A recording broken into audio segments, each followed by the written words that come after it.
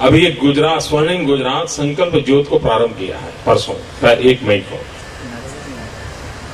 और अमरेली से मैंने इसलिए किया क्योंकि अमरेली वो नगर है जो गुजरात के पहले मुख्यमंत्री डॉक्टर जीवराज मेहता जी का जन्मभूमि कर्मभूमि है।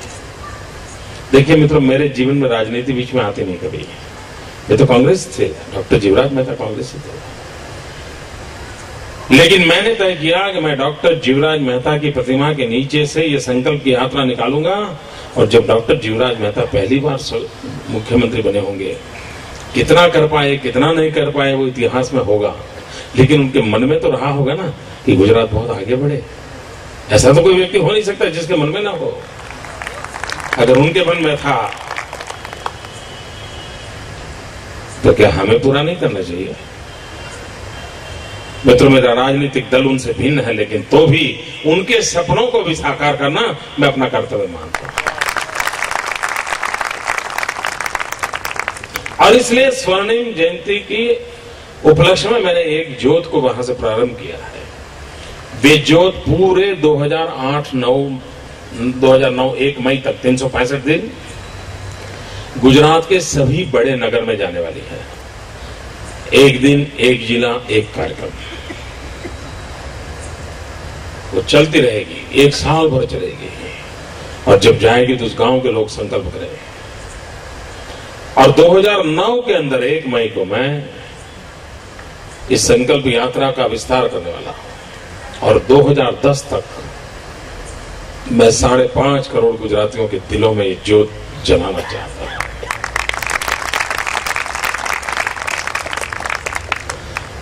मित्रों, इस अपॉलिटिकल एक्टिविटी की बहुत बड़ी ताकत होती है समाज में बदलाव लाने की। मैंने एक आंदोलन चलाया था 2-2.5 साल पहले, बेटी बचाओ आंदोलन। हमारे यहाँ जो जेंडर रेशियो का प्रॉब्लम है, यहाँ जो हरियाणा के लोग हैं उनको मालूम होगा हालत क्या है, पंजाब के लोगों को मालूम होगा।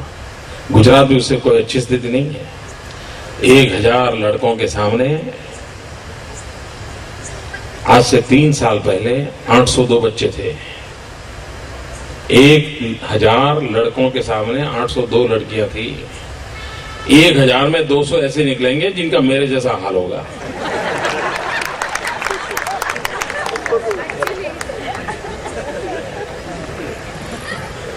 ये हल्का फुल्का इसलिए थोड़ा आपको जरा नींद ना आ जाए।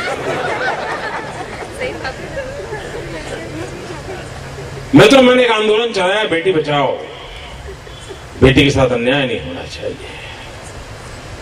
मां का पेट कब्रिस्तान नहीं हो सकता है। बेटी को मां के पेट में मार दिया जाए, क्या 21वीं सदी को शोभा देता है? और मित्रों, अभियान चलाए, आज स्थिति ये बनी कि जब मैंने आंदोलन चालू किया था तब 1000 में 802 थे, अब वो फिगर 870 तक पहुंचा है। और अगर ये कोशिश जारी रही तो 1000 के बराबर लड़के लड़के हम कर पाएंगे। लेकिन उस बात को दिल्ली पहुंचते पहुंचते 2.5 साल लगे।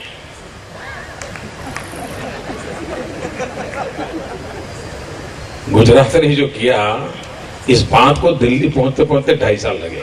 और अभी परसों प्रधानमंत्री ने दिल्ली में कोई आंदोलन शुरू करने की घोषणा की है कि वो बेटी बचाओ आंदोलन करेंगे देश भर में। अब मुझे समझ नहीं आ रहा है, मैं 2.5 साल पहले गया वो अच्छा था कि वो 2.5 साल बाद आ रहा है वो अच्छा है, मैं नहीं जानता हूं। लेकिन आना उस रास्ते पर पड़ा है मित्रों, आना उस रास्ते पर पड़ा है। और इसलिए मित्रों, मेरा विश्वास है कि राजनीति से परे भी बहुत बड़ा देश होता है, राजनीति से परे बहुत बड़ा समाज होता है, राजनीति से परे समाज की आकांक्षाएं होती हैं, अपेक्षाएं होती हैं, राजनीति के परे भी देश के हर नागरिक के अंदर ऊर्जा होती है, राजनीति के परे भी हर व्यक्ति देश का, समाज का भला चाहने वाला होता है। मैं सिर्फ उसे जोड़ना चाहता हूं दोस्त।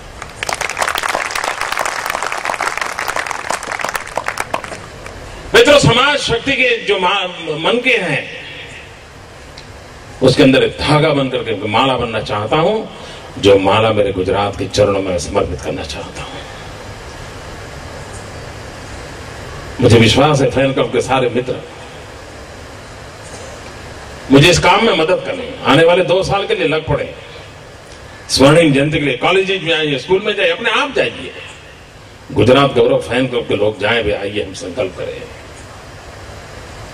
अगर कोई स्टूडेंट संकल्प करता है कि मैं अब 90% से कम मार्क नहीं लाऊंगा, तो अल्टीमेटली मेरे गुजरात का भला ही होने वाला है। कोई कहे कि मैं तंबाकू नहीं खाऊंगा, यहां जो खाते हैं उनके लिए मैं नहीं कह रहा हूं, लेकिन अगर एक व्यक्ति कहता है कि मैं तंबाकू नहीं खाऊंगा और अगर किसी भयंकर बीमारी से बच जाता है, तो मेरी राज्य की तिजोरी के पैसे बचते हैं दोस्तों, और पैसे बचते हैं तो गरीब के काम आते हैं। तो तंबाकू का सेवन आप करते हैं, लेकिन बोझ राज्य की तिजोरी पर लगता है। जब आप कैंसर अस्पताल में जाते हैं, तब आप जो पेमेंट देते हैं उससे 100 गुना खर्चा सरकार को भुगतना पड़ता है। गरीब जनता के पेट को काट करके वो पैसे लाए जाते हैं। आपको कुछ नहीं करना है, सिर्फ तंबाकू सेवन बंद करना है, गुटखा बंद करना है, और कुछ नहीं करना है दोस्तों। मैं उपदेश देने आया नहीं हूं, मैं कोई महात्मा नहीं हूं, नहीं मैं कोई ऋषि के नाते बात करने का अधिकार है मेरा, लेकिन क्या मेरे स्वर्णिम गुजरात की जयंती मनाते हैं तो क्या हम ऐसे संकल्प कर सकते हैं जो हमारे जीवन में तो उपयोगी हो, समाज के भी काम आए। अगर इतना सा हम कर ले दोस्तों, और दोस्तों मेरे भीतर एक आग है, और मैं आग आपके हर के भीतर जगाना चाहता हूं। आमतौर पर मित्रों 3 बार मुख्यमंत्री बन जाए तो वाह, फिर क्या, तो मौज करने का मूड कर जाता है। मित्रों मैं पागल हूं, मुझे समय ही नहीं है मौज करने का, और मैं आपके आशीर्वाद चाहता हूं ये पागलपन बना रहे दोस्तों। गुजरात की भक्ति में मैं लीन हो चुका हूं, और वही मेरा काम है, और वही करना है मुझे।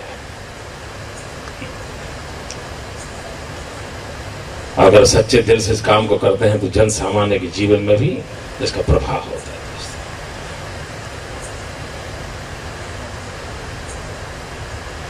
और मैं अनुभव कर रहा हूं मित्रों, गुजरात जिस प्रकार से हर व्यक्ति जुड़ा है मित्रों। मैं इसलिए कहीं मुझे इंफ्रास्ट्रक्चर डेवलप करना और मुझे झुग्गी झोपड़ी हटानी होती है, मुझे समस्याएं बहुत कम आती है, उन नागरिकों से नहीं आती है। आ जाए तो कभी एक आध वकील से आ जाती है, यतीम कहां गया, यानी यतीम तो नहीं करता, ऐसा मेरा दोस्त है, लेकिन वो कोर्ट बोर्ड में चक्कर मारते हैं। आम आदमी कहता है साहब थोड़ी हमारी व्यवस्था कर लीजिए, रास्ता बनना है बनने देंगे। मैं तो विकास के अंदर गरीब से गरीब आदमी भी जुड़ना चाहता है।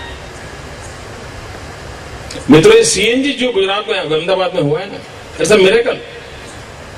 महाराष्ट्र में सीएनजी लेने गए, लाने गए, लगाने गए, मित्रों हड़तालें हो गई और डंडा वाला चलने लगा। दिल्ली में सीएनजी करना था तो सुप्रीम कोर्ट को डंडा चलाना पड़ा। मित्रों गुजरात में मैंने सिर्फ रिक्शा वालों को बुलाया, मैंने कहा यार दोस्त ये पीले से लीला कर दो यार, कब तक ऐसा, इतना ही कहा था दोस्त, इतना ही कहा, और उन्होंने कर दिया दोस्तों, कर दिया। और उसके लिए वो ऑटो रिक्शा वाले को खर्चा हुआ है मित्रों, उसके जेब से पैसा गया है।